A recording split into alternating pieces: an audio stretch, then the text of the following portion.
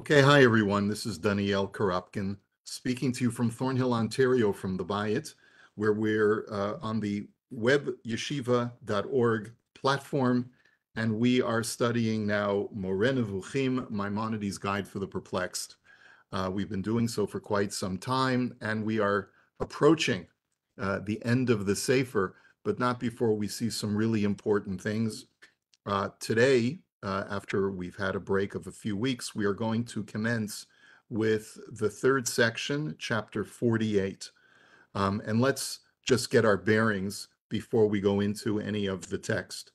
We have been discussing the issue of ta'amei hamitzvot, which is the Hebrew term for the Rambam's attempt to explain for us why God gave us the commandments. If you recall, we're going to make reference to this back in chapter 26 of this section of the guide. The Rambam had said that there are those who are of the belief that all of God's decrees are gezerot, which means unintelligible decrees that are not based on rationality or logic that is accessible to the human mind. But the Rambam says that he disagrees with that. And he feels that based within Jewish thought, there is plenty of room to find rationality and logic within the commandments that God gives to us, even those that are at face value very difficult to understand. The Rambam feels that every single mitzvah can be provided with a rational explanation. And it is the Rambam's thesis, which he says, and we're going to actually see this text more thoroughly from his Mishnah commentary, that really the function of each and every mitzvah is to provide man with a greater understanding, an intellectual connection to reality and to ultimately God, who is the source of all of the reality that we experience. To that end, the Rambam has divided all of the 613 commandments into 14 categories. And these 14 categories he's been running through systematically ever since chapter 36. And now we're at chapter 48. We are looking now today at the 13th out of the 14 categories of mitzvot. And each time the Rambam tells us that each category of mitzvot were instituted by God to provide man a greater entree to either deterring man from the wrong path or getting man on the right path to a greater understanding and an appreciation of God and his universe. So that's where we are. And we are now, part of that is to make sure that man's moral virtues are in line with that project. So, if, for example, if man was very driven to pursue his lusts, to pursue his physical drives, it would be very difficult for him to be able to fulfill the project that God has for man, which is to perfect his intellect to the point where he understands God in all of reality. So therefore, many of the mitzvot, and this is one of the this category that we're going to see today, is dedicated to that project, is to deter man's physical appetite, to curb man's appetite, and to make sure that he doesn't fall into the abyss of self-indulgence. And so, as we do every week, I'm going to share with you an outline for our chapter. This outline is available for you to download in a couple of different places. One is the Facebook group Shiur in Moreh Nevukhim, which thankfully we have a whole bunch of new people who have joined that group. And we also have the website, webyeshiva.org, which has a full course description for each one of these shiurim, and you're welcome to download the attachment from there. So just to go over, the text is in the Pines edition on page 598. We've also made reference to the fact that there are other translations. The Goodman translation recently just came out this past year. It's also quite good. The Friedlander translation we make reference to quite often as well. Now, the Rambam says we have already explained this category in chapter 35 when we gave a brief synopsis of all 14 of our categories. And this 13th category deals with the laws that are contained in the Mishneh Torah, the Rambam's halachic codex, in the sections called Hilchot Ma'achalot Asurot, laws of forbidden food. And the Rambam says in our chapter that includes also Hilchot Shechita, the laws of proper ritual slaughter, and the laws of vows and the laws of the Nazir are also part of this class. And the Rambam will explain why vows of abstinence are included in the laws of forbidden foods. The object of all these laws, the Rambam had written in chapter 35, is to restrain the growth of desire. Here we're talking about physical desire, the indulgence in seeking that which is pleasant, and the disposition to consider the appetite for eating and drinking as the end of man's existence. We have explained this in our commentary on the Mishnah in the introduction to Pirkei Avot. Now, the Rambam has a very important introduction to Pirkei Avot in his Mishnah commentary. It is also known by its other name as Shmona Prakim. And the Shmona Prakim are proper it's sort of the Rambam's exposition on ethics, because the Rambam is very Aristotelian in the way that he thinks. And he also composed his own book of ethics, which is the introduction to the ethics of the fathers, Pirkei Avot, in the Mishnah. Towards the end of chapter 4, the Rambam has 8 chapters in this introduction to Pirkei Avot, and at the end of the 4th chapter, we're just going to read it. I thank Sefaria for the translation. He says, the Torah did not lay down its prohibitions or enjoin its commandments except for this purpose. What purpose? Namely, that by its disciplinary effects, we may persistently maintain the proper distance from either extreme. We're coming in the middle of a conversation, but here the Rambam is suggesting that God wishes us to pursue the middle path, to be extremist on neither side, meaning that a person should not be overly indulgent, and a person should not be overly abstinent by the same token. For the restrictions regarding all the forbidden foods, the prohibitions of illicit intercourse, the forewarning against prostitution, the duty of performing the legal marriage rites, which nevertheless does not permit intercourse at all times, as for instance during the period of menstruation and after childbirth, besides its being otherwise restricted by our sages and entirely interdicted during the daytime, as we have explained in Tractate Sanhedrin, all of these God commanded in order that we should keep entirely distant from the extreme of the inordinate indulgence of the passions, and even departing from the exact medium should incline somewhat towards self-denial, so that there may be firmly rooted in our souls the disposition for moderation. In other words, to put this in layman's terms, the Rambam says that we have 2 areas of Jewish law, one which restricts what we eat and one which restricts what we engage in sexually. Those are very related because the restrictions that God places on these 2 areas of life have to do with disciplining ourselves to live with moderation, to find that middle path. And the Rambam says, sometimes if we're going to err, because we can't always get it in the middle, it is better to move towards the side of abstinence more than to the side of indulgence. And that's essentially what he says. And that's why the Torah gave us these laws. And we skip a few lines. From all that we have stated in this chapter, it is evident that it is man's duty to aim at performing acts that observe the proper mean, and not to desist from them by going to one extreme or the other, except for the restoration of the soul's health by having recourse to the opposite of that from which the soul is suffering. In other words, the Rambam says that the only time that a person should go to one extreme or the other is if he discovers within himself an unhealthy disposition, or let's say a movement towards the other extreme.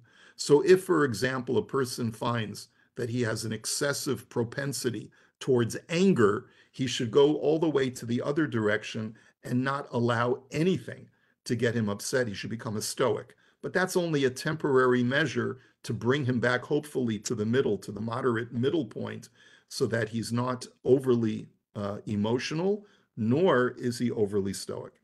Now, we start now, the beginning of chapter 5 is a continuation of this discussion. And we're skipping a few points, but this is really such an important introduction to what the Rambam wants to teach us about abstinence from certain forbidden things that God has laid down in the Torah. And I just want you to note that it's no coincidence that the Rambam groups forbidden foods and forbidden sexuality in the same breath in his Mishnah commentary. He divides them into two separate categories. Today's category, category 13, is forbidden consumption of food.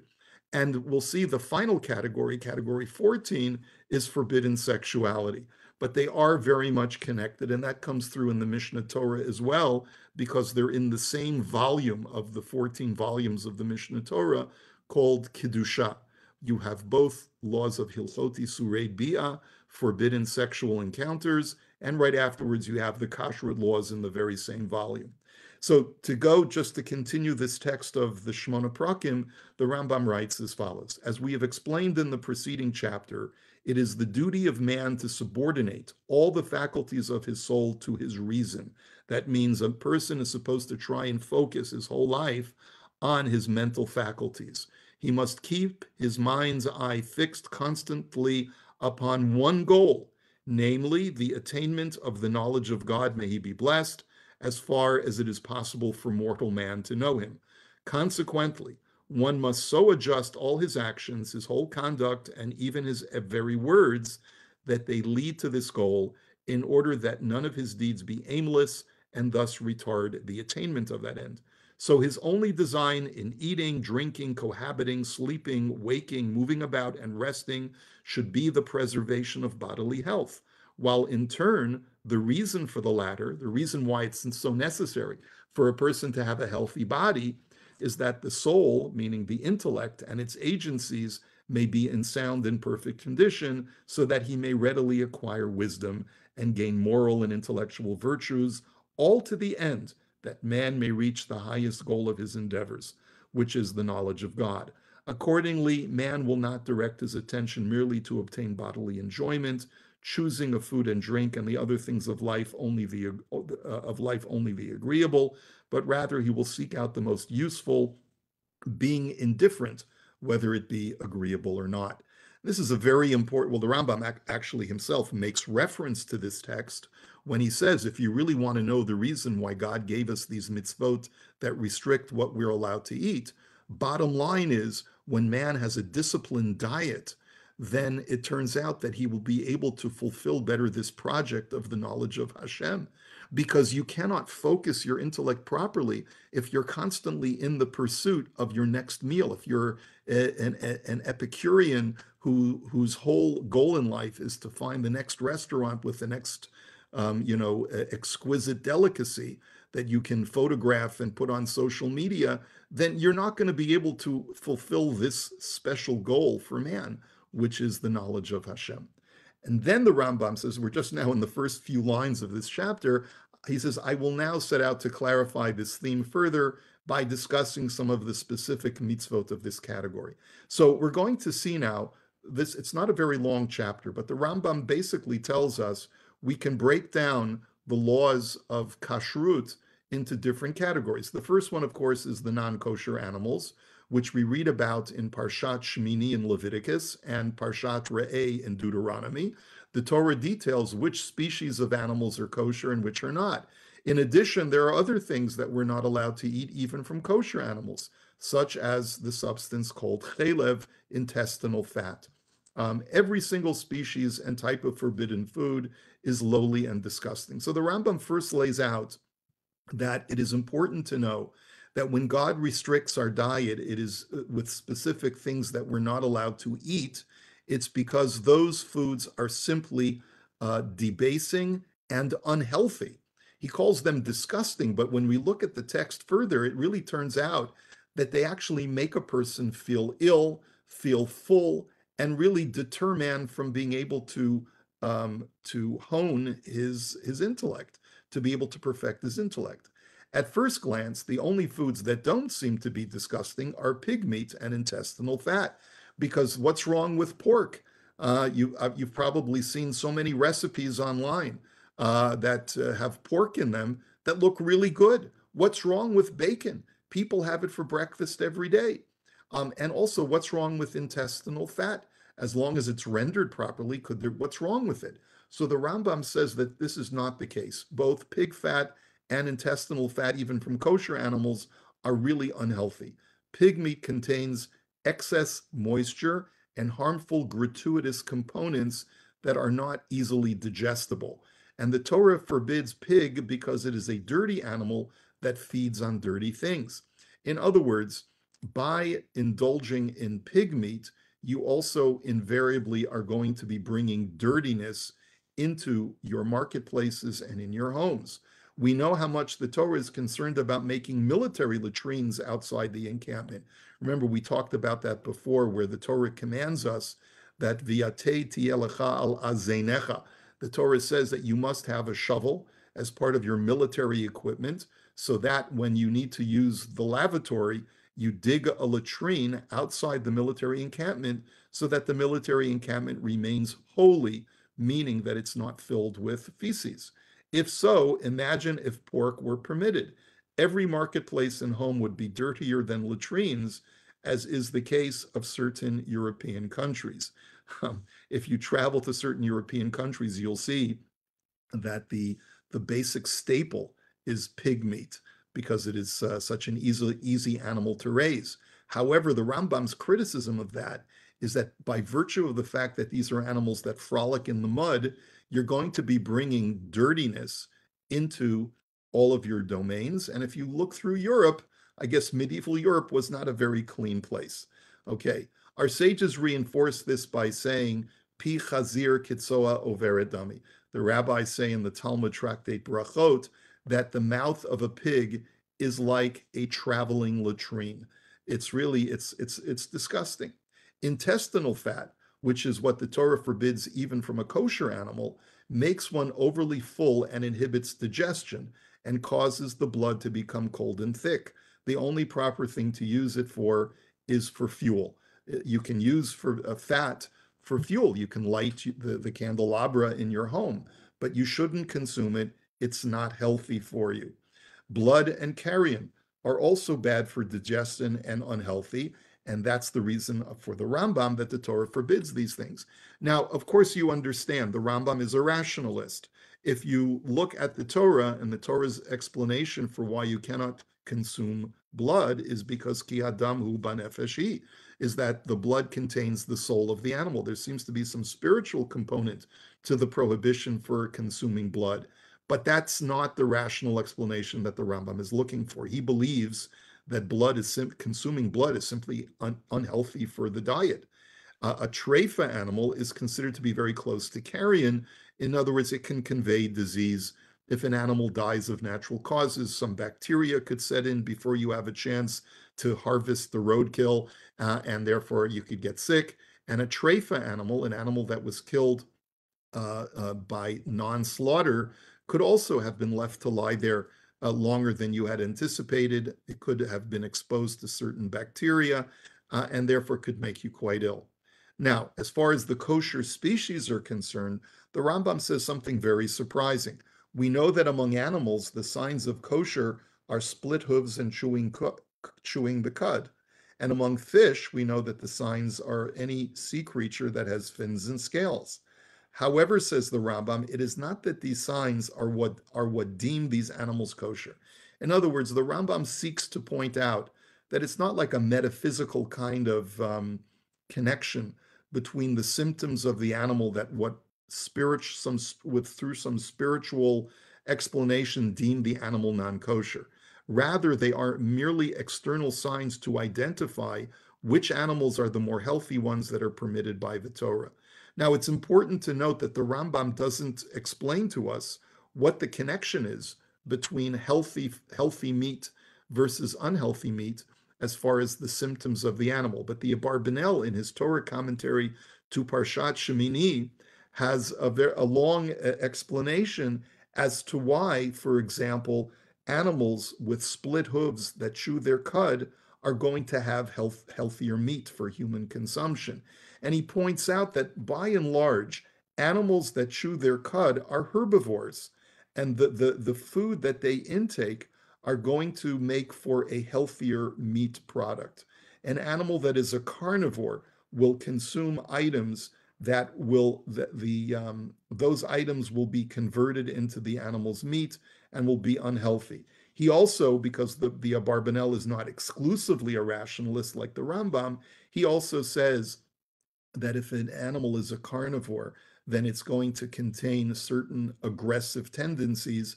And if a human being ingests those animals, then he may become as aggressive in his tendencies as the animal itself. And that's another reason why you don't want to consume an animal that's a carnivore. But an animal that chews its cud basically it's a ruminant. It basically means that it's consuming grass because a carnivore doesn't chew its cud. It doesn't need to because it can digest the meat more easily without having to regurgitate the grass, chew it again, and then redigest it, which is what an animal that chews its cud does. So chewing the cud is a sign of an animal that's a herbivore. And also split hooves, the Abarbanel says, is a sign that the animal has to balance itself on its hooves when it bends down in order to chew grass. So these are signs of animals whose meat is going to be healthier for consumption. It could be that the Rambam has no problem with the Abarbanel's explanation. He just says he doesn't want you to think that there's some kind of metaphysical correlation, that it's specifically these things that are the direct cause of why the animal's meat is non-kosher. They're just signs that indicate that the meat is healthier. Okay? The Rambam then talks about the Gid Hanasheh, the sciatic nerve, which God prohibits us from consuming. It's one of the earliest mitzvot contained in the Torah. He says it's because of the biblical reason. The Rambam believes that the reason why God told us not to eat the sciatic nerve is to remind us of the episode that occurred with Jacob wrestling the man who ostensibly is the angel of Esav, his evil brother.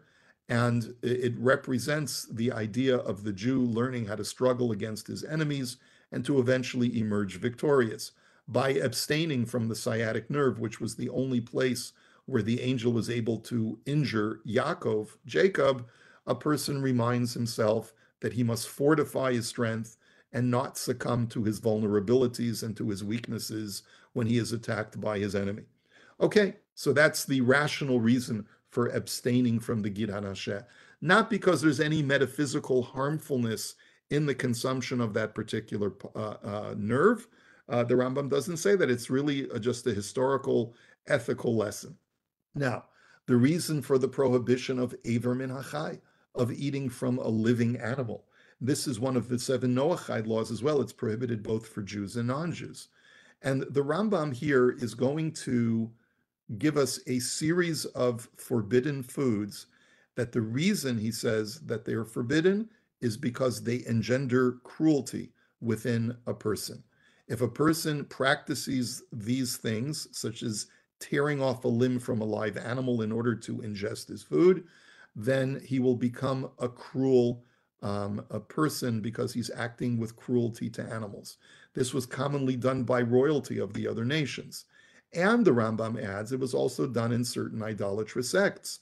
So, in addition to the fact that it curbs a cruel tendency to be inbred within a person by acting cruel in a cruel way, it also deters a person from getting involved with idolatry, which the Rambam had discussed extensively when he talked about the laws of the sacrifices. And he pointed out that the reason why blood is not allowed to be consumed, if you recall, even though in our chapter he says blood is simply not healthy, but he also said in a previous chapter that the reason why God commands us to spill out the blood even from sacrificial items is because blood used to be used in idolatrous practices.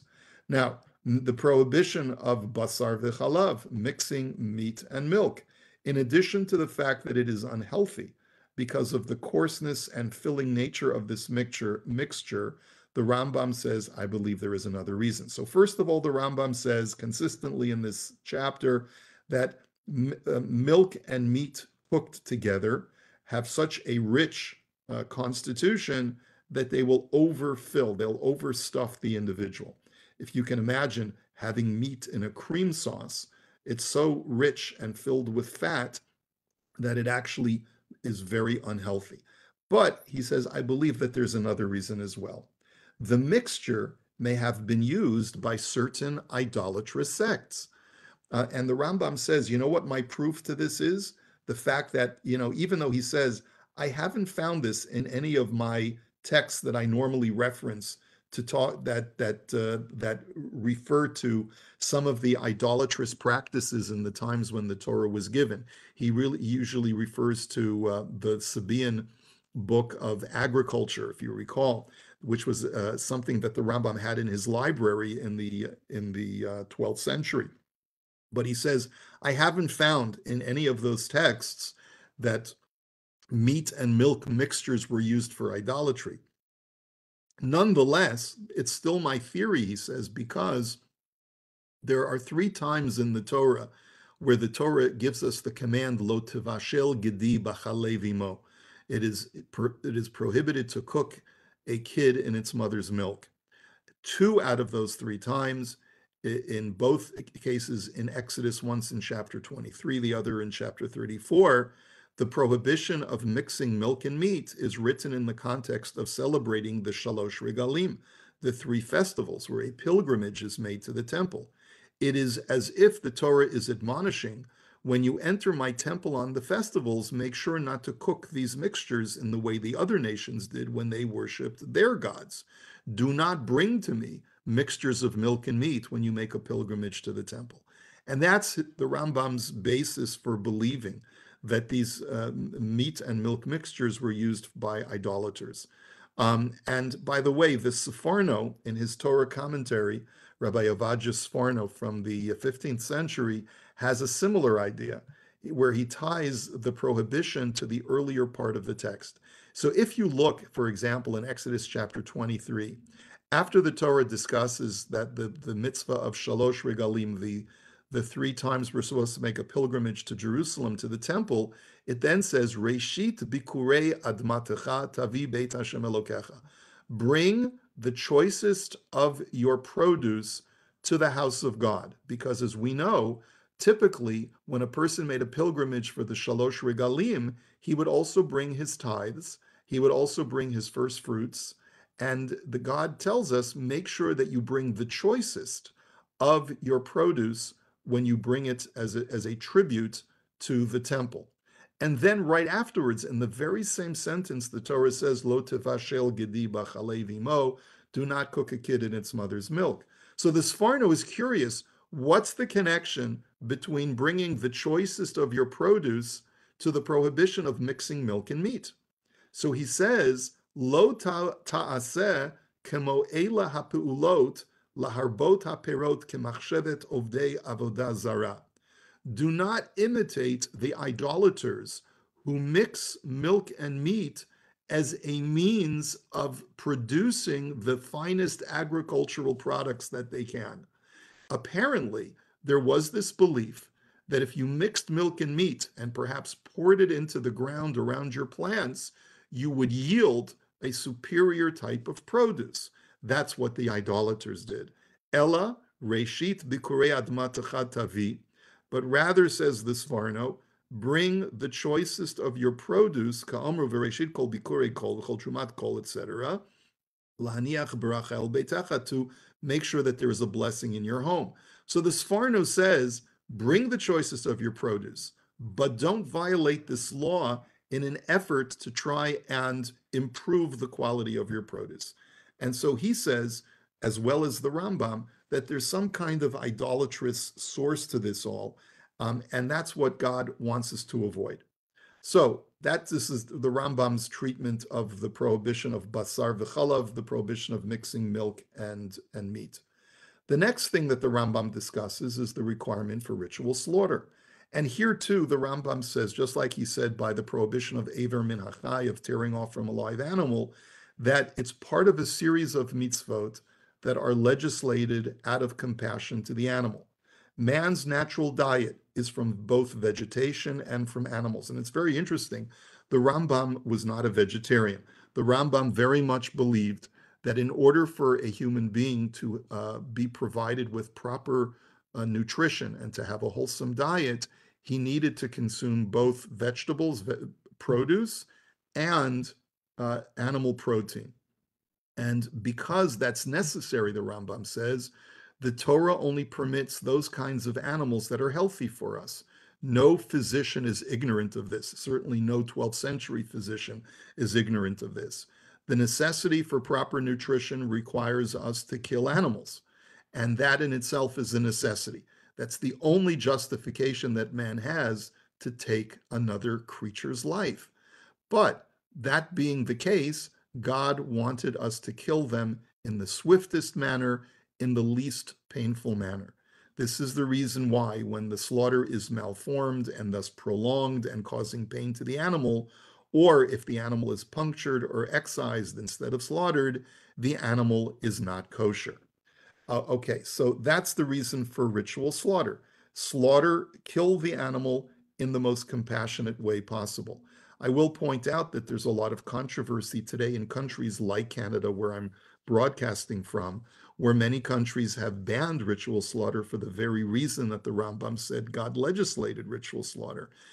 There are some agriculturalists out there who believe that there is even a less painful way to kill an animal, which is to shoot it with a pellet in the back of its head, which will completely cause the animal to feel any pain.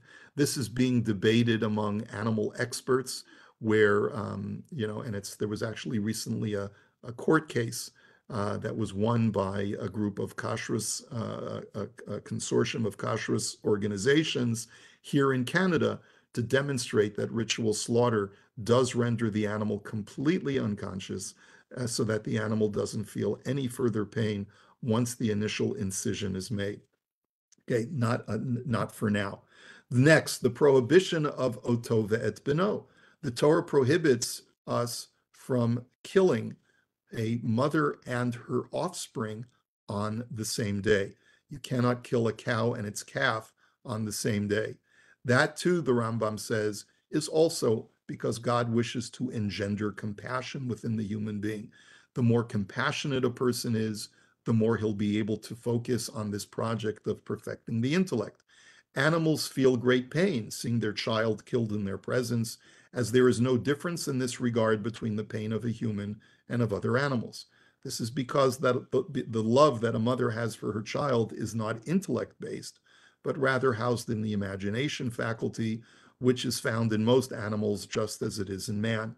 Most mammals are compassionate for their young, and therefore slaughtering an animal in front of its mother when they're both in the abattoir, they're both in the slaughterhouse, would be a discompassionate thing to do.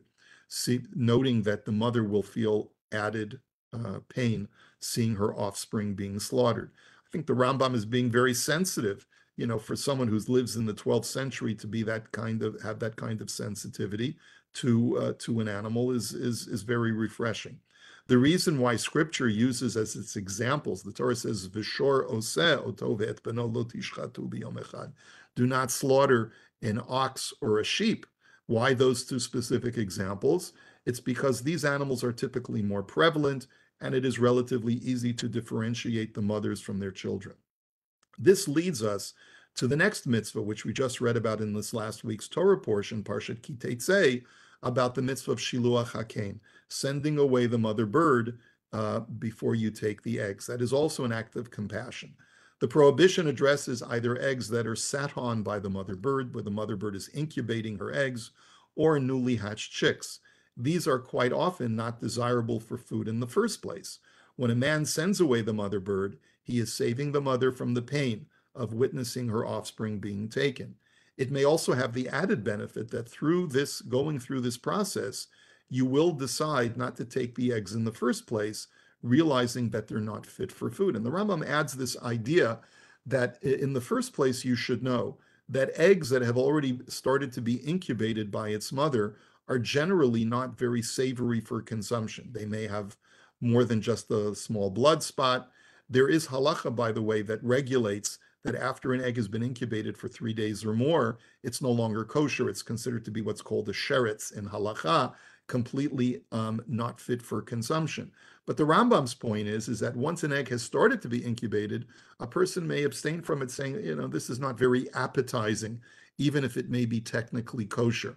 Now, therefore, the Rambam feels that one of the reasons why God told us first send away the mother bird is to further disincentivize us from eating something that we may not want to eat in the first place, that may involve cruelty to animals in order to be able to get it.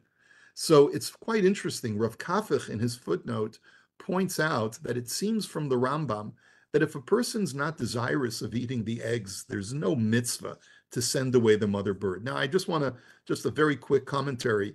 There is this controversy whether or not there's a mitzvah of sending away the mother bird when you don't want the eggs. I would venture to guess that most people are not very desirous of eating pigeon eggs, and yet that's probably the most prevalent kind of bird that is used for the mitzvah of Shiluach HaKein, at least in our Western environment. You see a pigeon, it's got a nest in a tree, and you want to do the mitzvah because the Torah says, after all, Laman yarichun yamecha, Laman yitavlach, it'll elongate your days, it'll give you good life. So of course, why wouldn't I want to do that mitzvah? Don't I wish to get the bracha that the Torah gives me of getting long life? However, it seems from the Rambam's language that if you don't want the eggs, there's no mitzvah of sending away the mother bird, because you don't want to provide undue pain to a mother just because of some kind of metaphysical promise that doesn't have any rational reason to it. It's rational only if you want the eggs. But if you don't want the eggs, what rational reason would there be to send away the mother bird just to pick up eggs and put them back down again? The Chatam Sofer has a lengthy responsum where he discusses this very issue. Is there a mitzvah of sending away the mother bird when you don't want the eggs? And his conclusion is that it seems to be a machloket between the Zohar and the Talmud Bavli, because the Zohar does find spiritual significance in sending away the mother bird, because it's a sort of a reenactment of the divine presence, which is represented by the mother bird flying away from her children, the Jewish people. And when we remind God that he has departed from us for such a long period of time, it will invoke divine mercy and cause God to return to us. However, the Chatam Sofer concludes that that is not the opinion of the Talmud Bavli. It seems from the Bavli that if you don't want the eggs, there is no mitzvah of Shiluach HaKein, of sending away the mother bird, and he therefore paskins accordingly. That's a sidebar. Let's go on. One may logically infer, says the Rambam, if God cares to this degree about the feelings of a bird or an animal, imagine how much he cares about people. So the Rambam is clearly pointing out that this mitzvah was given to us out of God's compassion for all his creatures.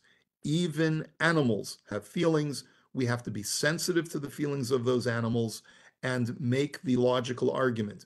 If God is so careful about preserving the feelings of an animal, then how much more so does God care about the feelings of an individual, and how sensitive must we be, therefore, to the feelings of human beings?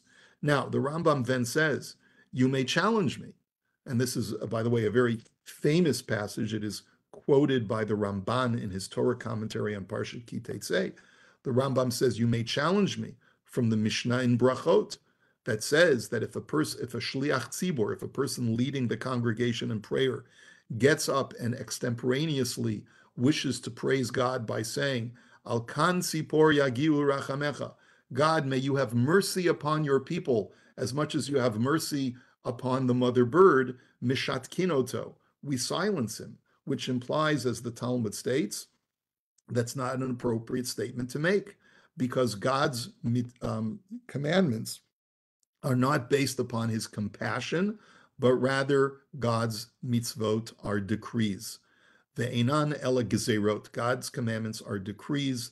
They are not to be explained logically. I acknowledge, says the Rambam, that this is one opinion of our sages, but I maintain, like the other sage, who says that one should surmise the reasons for the mitzvot as I have already explained in chapter 26 of this section of the guide, where the Rambam says clearly that there is a logical reason that can be found for every single mitzvah. We don't have time to go into it, but I made reference to this at the introduction to our discussion today. And I want to point out that the Ramban has what I would call a slight disagreement with the Rambam, not a major disagreement with the Rambam. Much has been said about this machloket, this dispute between Nachmanides and Maimonides about the mitzvah of sending away the mother bird. But in the final analysis, the Ramban's point of contention is that he believes that God gave us the mitzvot for human utility and for human benefit. God did not give us the mitzvot because of the feelings of animals. God gave us the mitzvot to purify the moral fiber of the human being. And that, therefore, the Ramban says slightly differently from the Rambam. God didn't tell us to send away the mother bird because he cares about the feelings of the bird. He told us to send away the mother bird because he did not want to engender cruelty within the Jewish people. By allowing us to take those eggs without sending away the mother bird, that would engender a cruel streak within the human character, and God wishes to avoid that, and therefore he told us to send away the mother bird. Not because he cares about the bird's feelings, but rather he cares about what that action will do in a transformative way to the person who callously fails to send away the mother bird. I just want to point out that I'm not convinced that the Rambam will necessarily disagree, because if you recall, he's explaining this mitzvah in the context of all of the other mitzvot that God wishes to tell us to engender compassion within us. Don't tear off from a living animal because that will engender cruelty within you. Don't slaughter a mother and its child on the same day because that's a cruel act. So it's really, I think it's a little bit more than semantics, but I do want to try to minimize this disagreement between the two commentaries. I do feel it's important, if you want to research this further, to take a look at the Ramban's full commentary, much more lengthy than just the small snippet that I've extracted here in Hebrew. Unfortunately, because time is short, we don't have time to go into that today, but it really does make for a very robust discussion. The Maharal has a very important commentary on all of this as well. Finally, we're almost at the end. We have already explained the reason for kisui hadam, the requirement to cover up the blood for both birds and wild animals as a deterrent from using blood in idolatrous rituals. So that also is part of the laws of forbidden foods. Now, the Rambam concludes his chapter by talking about the laws of vows. The laws of vows are related to the laws of forbidden foods. How so? Just as limiting what one ingests help to refine the person, so do vows, which limit one's indulgence, help in this refinement process. The sages thus teach us in Pirkei Avot that nidarim seyag la prishut, vows create a fence for abstinence. If you want to become a person who sort of reinforces the trait of abstinence, then take a vow so that you say, you know what, I'm not going to have sugar, okay, during the month of Elul, for example. I'm not going to have ice cream during this month because I want to show that I'm being abstinent and focusing on my spiritual endeavors instead of my indulgences. Those are all virtuous things, says the Rambam, that are all related to the whole idea of why God curtailed certain foods from our diet. The Torah further states that a husband may annul his wife's vows. And I'm just quoting, don't throw tomatoes at the messenger. As women are prone to anger, being easily affected and having weak souls, there would have been grave troubles, quarrels, and disorder in the house if their oaths had been under their own control. In other words, the Rambam believes that the reason why a husband can annul his wife's vows is because of shalom bayis issues. If we allow a woman to make her own independent vows without having the husband have any control over them, it'll end up that there are going to be two lifestyles, completely different lifestyles under the same house, and it's going to be very difficult, especially when there are children involved. And thus, he says, allowing the master of the household control over annulment restores harmony to the home, restores shalom bayit. The proof to this is that an unmarried woman is completely in control of her own vows, no different from men. And finally, Nazarism is related to this virtue of abstinence. The main benefit is abstinence from wine, which is known to be the ruin of many ancients and moderns. And the Rambam quotes a pasuk from Mishlei, which really doesn't directly address the consumption of wine, but rather talks about the Yetzer Hara, the evil inclination in general. Ki rabim chalalim hipila, the evil inclination, this lust for self-indulgence, has caused many people to die. Va'atzumim kol harugeh, and has killed many people. It's that's what alcohol does. It can cause the ruin of many people. The fact that the Torah prohibits all grape products and not just wine for the Nazir merely creates a safeguard around the Nazir to prevent him from imbibing wine. The abstinent Nazir is called holy and is no different from the high priest. Just like the high priest may not come in contact with the dead, even for a close relative, the law similarly applies to the Nazir. So the Rambam really sort of explains to us what's the connection between not drinking wine and not coming in contact with the dead.